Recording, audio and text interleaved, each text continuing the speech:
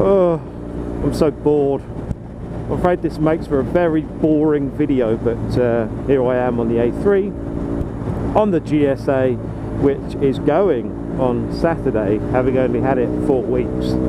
Rocket, rocket, all of my rocket sauce. All of my fucking rocket sauce. All of my rocket sauce. Hey! If my voice sounds a bit strange, I've got a buff. I've got a buff on over my face. So the bike is wasn't developed actually, from new. It had a problem with the neutral light. So even though the gearbox finds neutral fine, the neutral light doesn't come up on the dash, which just means that you can't start it unless you've got the stand up and the clutch in. It's a pain in the arse. Obviously it's a brand new bike, so it turns out that they think the selector drum in the gearbox is too tight, because when the bike gets warm, and the viscosity of the oil changes, it doesn't stick so much and the neutral light works. So what that meant is the bike needs a new gearbox, and to change the gearbox the engine has to come out, and this is a brand new motorbike that we're saying that the engine needs to come out of. Sorry, right. I have a brand new bike and I'm faced with the prospect of the fact that it needs the engine taking out, putting back in. There's a major task to undertake, especially on a brand new bike. I mean, if it was 6-8 months old, okay, you wait and you get it, but it's brand new. I mean, it's done it from new. So anyway, that, and coupled with the fact that I think the front brakes are a bit spongy, I've rejected the bike, so the bike is going back. So essentially I'm getting a replacement bike, exactly the same specification, same model, same colour, although the colour of this was actually ocean blue, and that is happening this weekend actually, so a bit of a pain in the arse. Actually, it's a complete pain in the arse. So I've now got to run in another bike, got to change the gear shifter, the exhaust, screen, handlebar risers.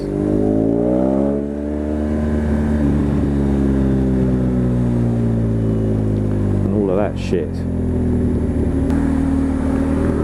So I've gotten fond of it. I really like this bike, and now it's going. Although, it'd be indistinguishable from the next one once I've fucked about with it a little bit.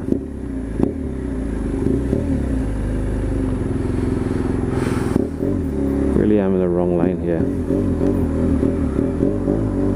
Yeah, anyway, so I really like the bike, and I'm more than happy to be changing it for another one, because it's amazing, and I know that it's a very rare occurrence that something like that would happen with one of these, although it was a bit odd that when I took it back to BMW and they had a look at it, Germany got involved immediately and were instructing them what to do, which apparently is unusual.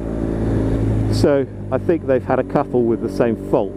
I mean, my argument to them was that it should never have left the factory like it, and it certainly shouldn't have gone through the PDI without being picked up. And then to add insult to injury, I actually pointed it out, and I told them it had a fault at the 600-mile service, and they said it was fine. So I jumped back on the bike thinking they'd fixed it, whatever the fault was, and it's exactly the same. Anyway, so I had to get the manager, well, the service manager out, and he obviously agreed that it's not working properly, the brakes weren't right, and actually there was a selector wheel. The selector wheel for the sat-nav isn't working properly either, so they swapped that. So the culmination of those three things has led to the bike just going back. So I think what happens, Germany has supplied a new bike. Thankfully I had BMW finance for this, so that makes life a lot easier for rejecting it, because they can sort it all out in-house, all the finance. And then they supply me a new bike, they take this bike, and I think it gets auctioned off to other UK dealers. So keep an eye on this reg number, because if you buy this bike, it'll be brand new with a warranty, but it will have had the engine out and a problem with the brakes. And I honestly, I don't know if it's my brain, but I don't think the clutch is right. I think the clutch biting point moves if you pump it, so I think that the clutch line needs bleeding. Speaking of life, it's completely gotten in the way, and I've hardly been doing any ride outs, or I've been a right boring bastard recently. Just been working. We've got to afford the fucking bike.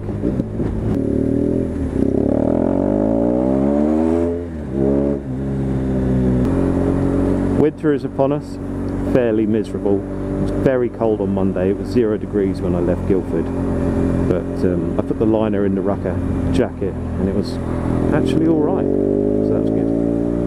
Winter should be alright. As long as it doesn't snow, then I'll be fucked, because there's no way, I don't think I can even pick this thing up on my own, especially on an icy road. So, and I don't really want to drop it, and it's fucking heavy. So, and obviously I can't put my left leg out, so I can't just ride along with my feet down, skimming the ice or anything. I think it would be very tricky. I've been looking into options. Obviously the best thing to do would be get a bloody car, but I mean I have a car, but the wife uses it every day. One thing that really caught my eye was something like a Piaggio MP3 Urban, or like the little 125 Tri-City from Yamaha, the scooters with the 2 front wheels. You can get proper snow tyres for them in the correct size, or actually slightly skinnier. But you can get the correct, but you can get proper snow tyres for them. I mean, how much fun would that be? And I've seen videos on them. Actually, it was a Japanese video of some dude doing the most ridiculous, icy, slushy, nasty, crusty road. And he's just riding around on it fine. And you've got double the grip on the front end than the rear. So if anything is going to break away, it's the rear. And I think you can control rear wheel slippage a lot easier than you can front wheels. Well, front wheel slippage is almost impossible. It's just sheer luck. That was interesting anyway, but I don't really have the spare cash to go buying another fucking bike. The idea was with the Urban thing, it's 300cc, and you can drive on a car license, so I was thinking of getting my missus to do a CBT, and then she could essentially ride a 500cc bike.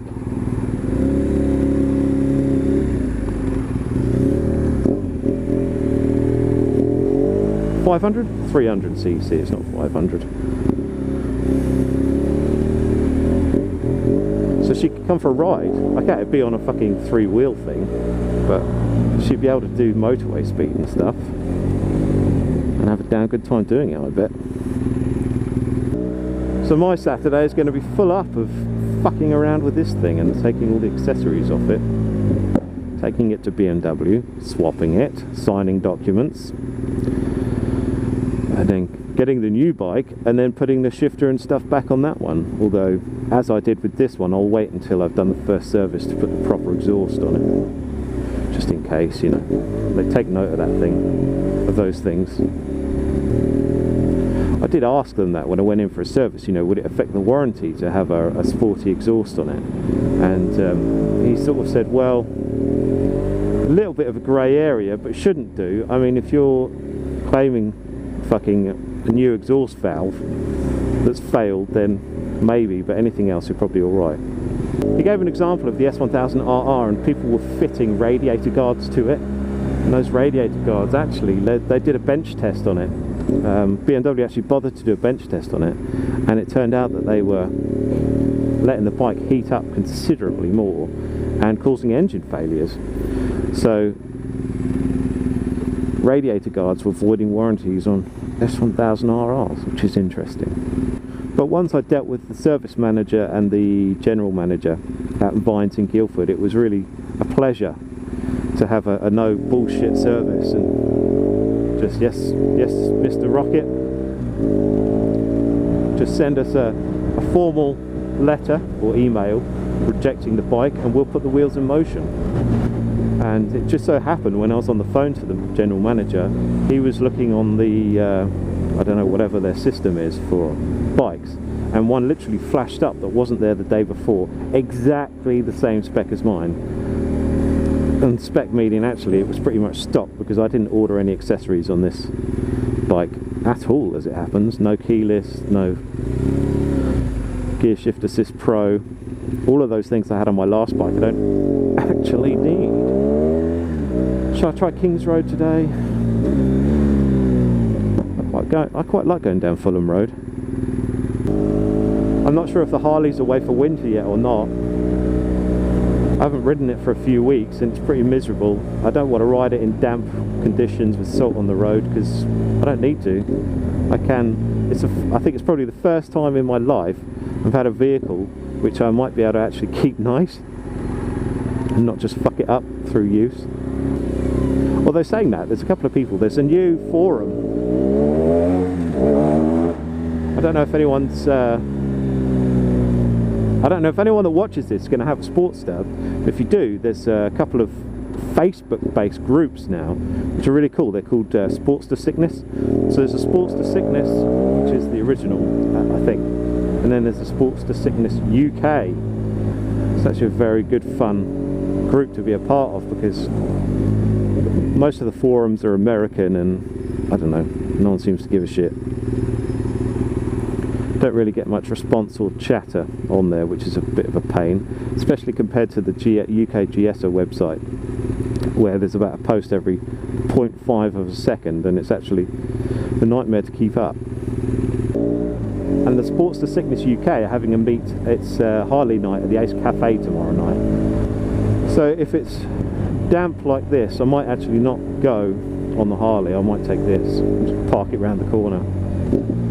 But it'd be nice to meet people, which is a huge part of biking. I mean, it's just, you wouldn't get it on any other vehicle. I pulled into the garage down on the A3 last week thinking I was having an issue with my gear shifter, but actually one of the bolts on the bracket had come slightly loose. And just got a chatting with some dude about the whole system, and he took a couple of pictures because he wanted to recommend it to his mate, and it just, you know, you wouldn't have that on any other type of vehicle. I can't tell you how much more I prefer this to the stock GS. It's so much more fun. The suspension is much better. I don't know how it can be, but the suspension is much better. The comfort is 100 times better. The seat is so much more comfortable. The handling is better. Whatever the difference in rake is and suspension travel and wheelbase and all that stuff, it just makes a huge difference, and the whole thing just feels planted. It doesn't feel any heavier than the other GS to me, even though it's got 10 litres more fuel and a few other bits and pieces, all the crash bars and stuff. I forgot, when I was talking about winter stuff, I spoke to a neighbour the other day that might be able to rent me a garage, a spare garage. So if that's the case, then the Army Russian sidecar is going to go back onto the War Bastard, and that would make the perfect winter bike or something for snow.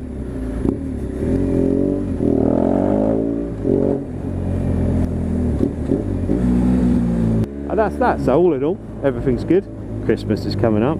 Don't know what I'm doing. A holiday would be nice, very nice. We'll see what happens.